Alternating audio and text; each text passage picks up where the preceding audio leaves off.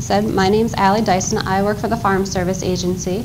I'm a program technician, so it means pretty much every day I deal with farmers that are either just starting, they're coming into our office to tell us where their property is located and what they're going to be doing, or farmers that have been dealing with FSA for way longer than even I've been alive, and they're still at it every day out in the fields. So we try to help everyone from just beginning to they've been at it for a while, and we always seem to have a program that they're interested in. So what is the Farm Service Agency? We're part of the U.S. Department of Agriculture, and we provide programs and loans to help farmers, ranchers, and other organizations provide food, fuel, and fiber to millions of people worldwide. So a couple of programs that we're going to start with is disaster assistance programs. So the way these programs work is if you have crops in the field and a natural disaster comes through, we're going to try and help you get back on your feet. So causes a loss, drought, hail, so too much rain, not enough rain, too much heat, not enough chill hours, pretty much whatever natural disaster, earthquake, volcanoes, anything you can think of. If you have crops that were damaged by it, we can hopefully help. The first program that for a lot of you is probably one of the most important would be about vegetables. Fruits and vegetables. So NAP, the Non-insured Crop Disaster Assistance Program, provides financial assistance to producers of non-insurable crops when there's low yield, loss of inventory, or prevented planting. So this is for non-insurable crops. Different counties across the state, across the country, you can get insurance for different crops. So mainly it's corn, soybeans, wheat, those kind of crops. But also, say in Burlington County, you can get insurance for apples and peaches. In Ocean County, you can't get insurance for peaches. So the peaches, if you have a loss, it's not covered by insurance, it can be under our program. And then we could help you out when you have a loss. So these are just a couple of the eligible crops. There's a whole bunch more. A lot of random stuff is in there. And it depends on what you are interested in planting. So how do you get involved with this NAP program? The first thing is you have to come in and sign up at our FSA office. Really not very difficult. We just want to know who you are, where you're farming. So we'll take a little information about your farm, how many acres you have. So then every year you would come in and report your crops. Usually big deadline is July 15th because most of the crops are planted in the summer, but there's also deadlines throughout the year that you need to hit.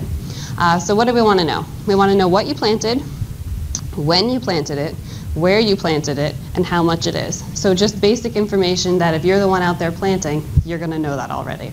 So whenever there is a loss, we want to know when the loss was apparent. So you know that there was a frost, and then 3 days later you noticed that there was something wrong with the crops. It was due to the frost. So we want to know that. You just have to let us know. Sometimes that's the 3 days later. Sometimes in the case of the peaches this year, it was a couple months later. That's when you found out. And then you also would need to tell us your production. So how much of each crop you're actually producing. And so if there is a loss, we would send a loss adjuster out to your farm after you've harvested everything to do a little review of what's out there. That's only for hand harvested crops. It's not for anything harvested by machinery. So next question is, what's it going to cost me? Because that's usually a bottom line. So basic catastrophic level coverage. It's going to be $250 a crop, or a maximum of $750 per county, per producer. But beginning farmers, limited resource farmers, socially disadvantaged farmers, you can get it for free. So anyone here who, or across the state, who's been farming for less than 10 years, you can get this NAP coverage, catastrophic coverage, for free. You just have to come into the office, do some paperwork with us, and then you have to let us know when you have a loss so we can get all the paperwork done. We're the government, there's definitely paperwork. But it's free coverage. You can't really beat that. And so that's catastrophic level coverage. That's if you had a 50% loss, you get paid for about 55% of the price. We do have buy-up coverage, and this is a new thing. So instead of having a 50% loss, you'd only need about about a 35% loss on your crops. So even if you lost less, we can still help you out. Now there's a premium on that one. So that, it all depends on which crop you want to cover, the acreage, the yield, and then the county price that we have for that. So the maximum buy-up premium would be $6,563. Now we're trying to help out the beginning farmers, limited resource, so you get 50% off that. So any crop that you wanted to cover with buy-up, it would be $3,282 max. That's all you'd have to pay. And then that premium's paid afterwards. So if you had a loss during the year, whatever we paid you, it would account for that premium. So it's like you wouldn't even have to pay it if you had a claim. And anytime you want to figure out what an estimated premium would be for one of the crops, you could just come into one of the offices or call one of the offices. We can calculate that for you. Another program, disaster assistance, is tree assistance program. So this deals with trees, vines, bushes, and anything that's damaged by a natural disaster. So this isn't the crop. This is actually how the crop is grown. So you could have a claim for peaches, and then you get money for the actual peaches, but then in the same natural disaster, your peach trees were damaged. So you could get a claim and you can get money to rehabilitate or replant those peach trees. So the eligible crops are up there, like apples, peaches, cherries, pears. Those are big in the area. So for this one, the loss has to exceed 15% in addition to a 3% normal mortality. And then you would have up to 12 months to replace the trees or the vines after the claim was approved. So certain things like grapes, you only plant in the spring. But if the loss happened a different time of year, you would be able to wait and plant at the appropriate time. Excuse me.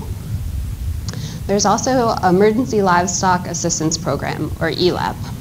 So that is for livestock, honeybees, and farm-raised fish.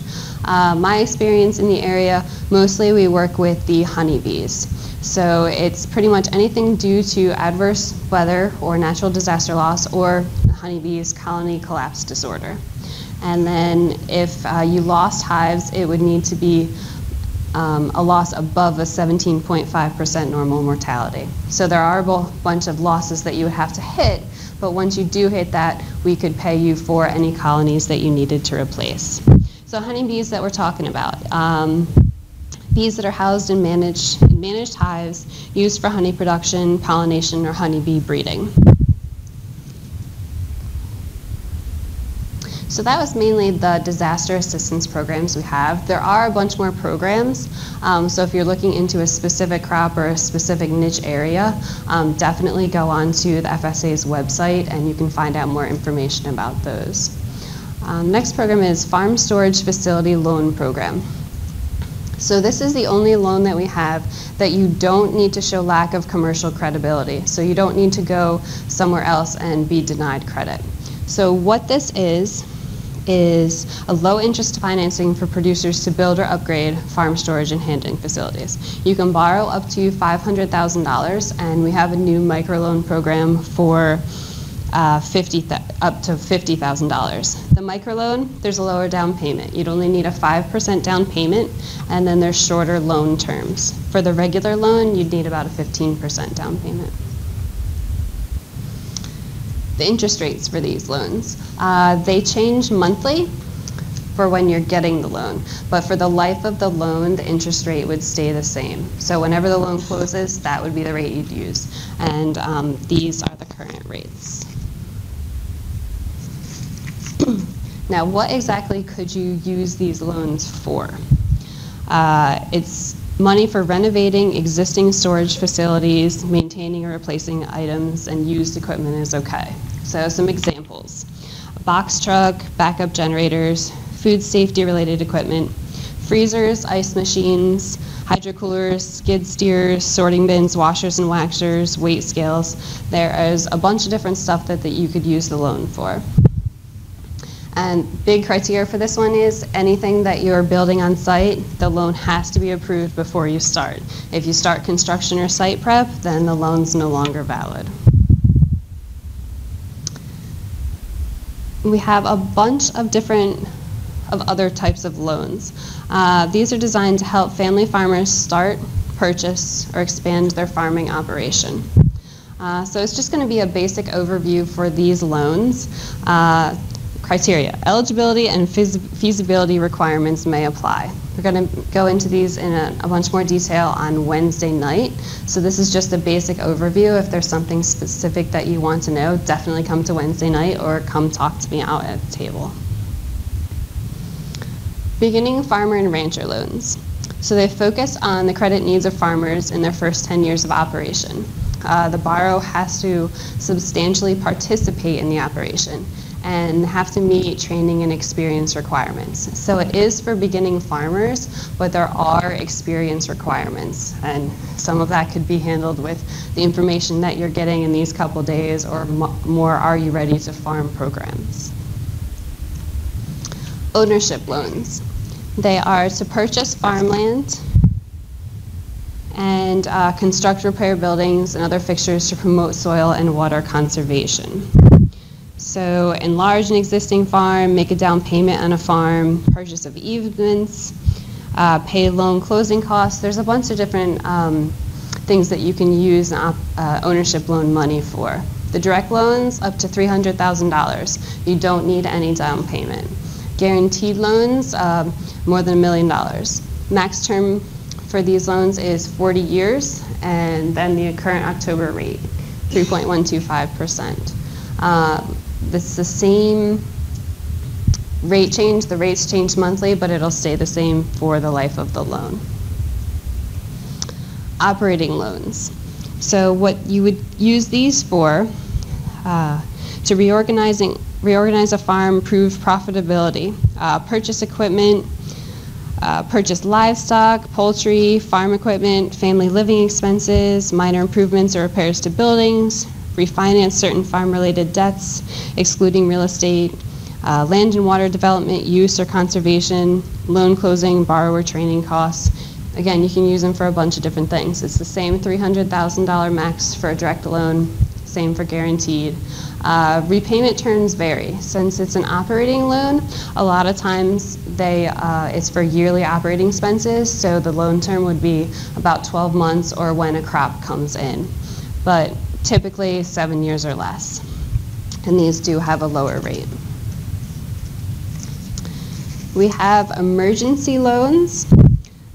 The loans may be used to restore or replace essential property, pay all or part of production costs associated with a disaster year, pay essential family living expenses, reorganize the family farming operation, refinance certain local real estate operating debts.